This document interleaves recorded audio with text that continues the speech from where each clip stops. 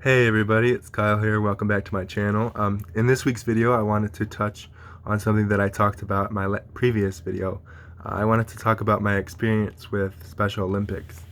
Um, I got into Special Olympics because I knew someone who was a coach. Their daughter was competing and they offered to be my coach. So I thought, I was hesitant at first, but I thought, why not? Um, so I competed in 2004 through 2006. Um, I'd like to show you some of my medals. And this is not in a bragging way. I just thought it'd be kind of cool to show people how I did. If there's some awkward pauses within the video, it's because I don't have a cameraman and I'm gonna show you my medals, and I don't know how to switch from back to front camera while I'm filming, and I don't know if that's possible. So I apologize in advance. Before I get into actual results, I figured I would take the time to show off my participation medals. I know a lot of people, they are like, oh, you got something for participating? But for someone with a disability, to even participate is a huge accomplishment. To put yourself out there and, either succeed, fail, the trials and tribulations of training, just to be on, be there with everyone and compete to try to do your best. I think that's something to be proud of. So I am extremely proud to say that I participated for 3 years. But now I will get into the specific results of each year. I'll start with 2004.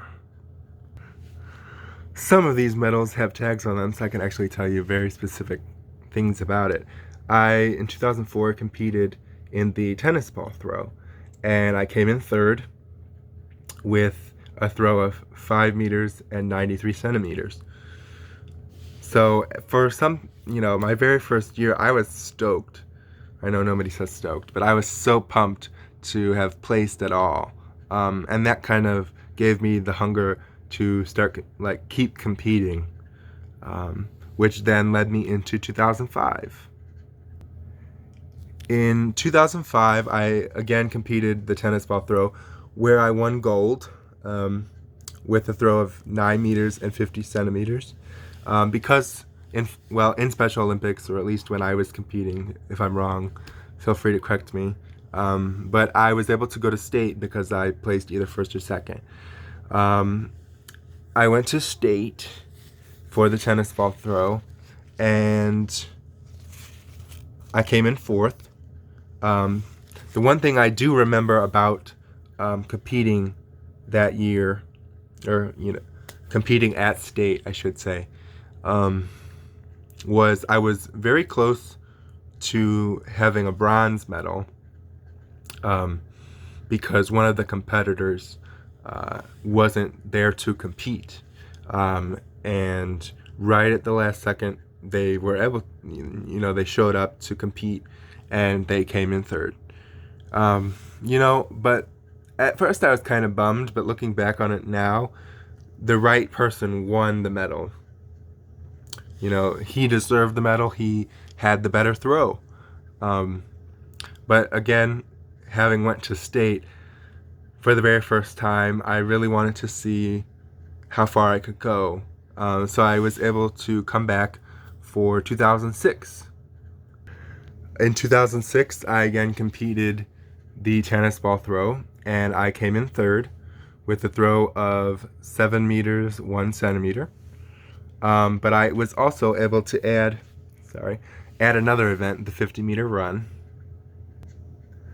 That year, competing the 50-meter run, I won a silver medal, so I was again able to go to state, where I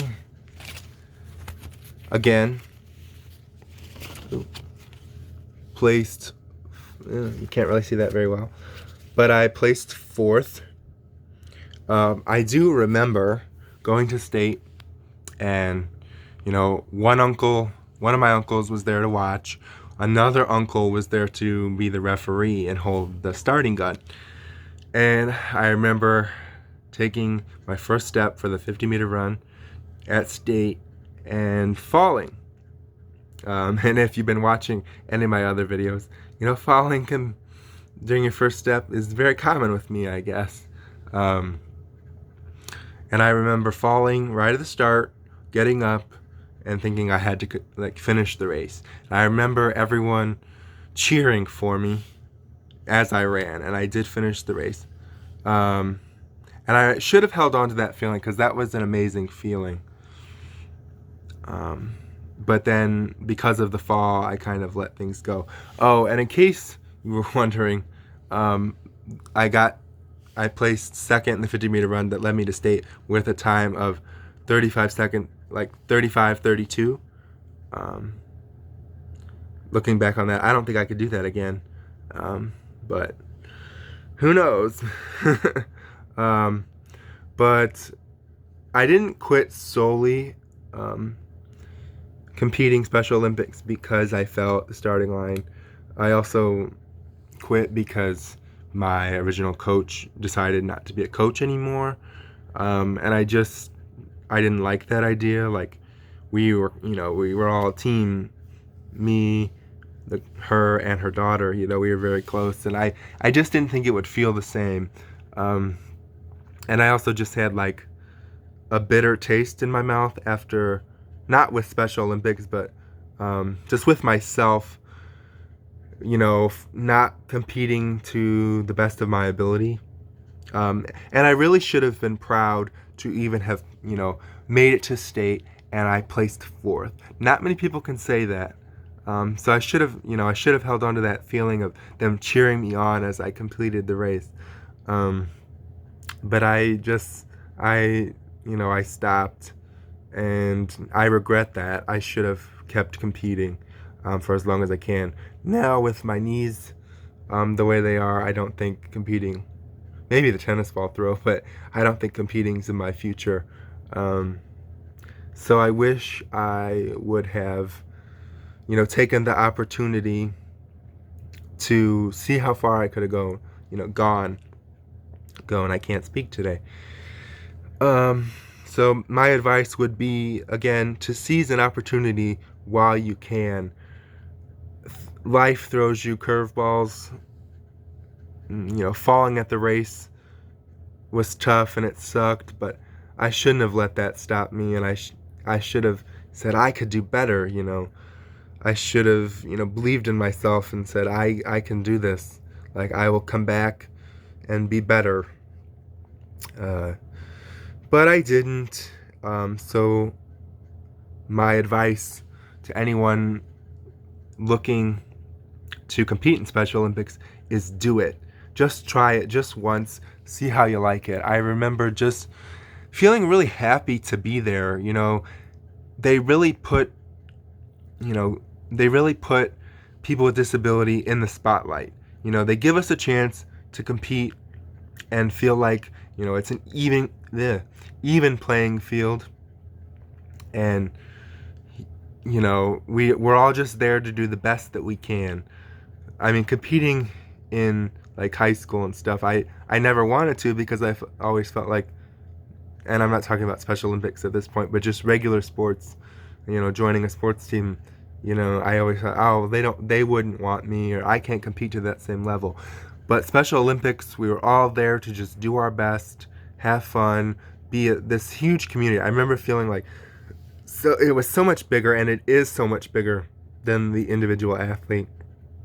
It's there to, just be, at least, my thoughts on it. It's so much bigger than myself. It's a community of athletes who are just happy to be there, competing the sport that they love. And I truly have so much respect for Special Olympics and showcasing the abilities of those with disabilities, and showing that it doesn't, disability doesn't mean you don't have the ability to do something. It's just, you just have to modify it and work your way around it to the best of your ability. And who knows where you'll go. I mean, people, the Paralympics, the Olympics, Paralympics, who knows what could have happened. I won't because I gave up, but if you're really looking to be in the Special Olympics, try it and see what happens. You might enjoy it, you might hate it, but at least you can say you tried. And don't worry on the results. And I could say by 2006 I was probably too worried, which is kind of what led to me quitting, falling at state, getting fourth. Don't worry about results. Just enjoy being there and having the opportunity to compete, because not everyone gets that opportunity. And I want to pass that on to people so they don't, lose the fun of competing, quit competing because of something, that happens. Life happens. You get back up and you try again. That's what makes true champions. But I really hope that you enjoyed this video. If I had to have competed in any sport, whether Special Olympics or not, it would have been soccer. I don't know why. I think that's kind of funny. Kid with arm crutches and leg braces, having the dream to play soccer, but that was it. That's what I wanted to kick a ball into the goal.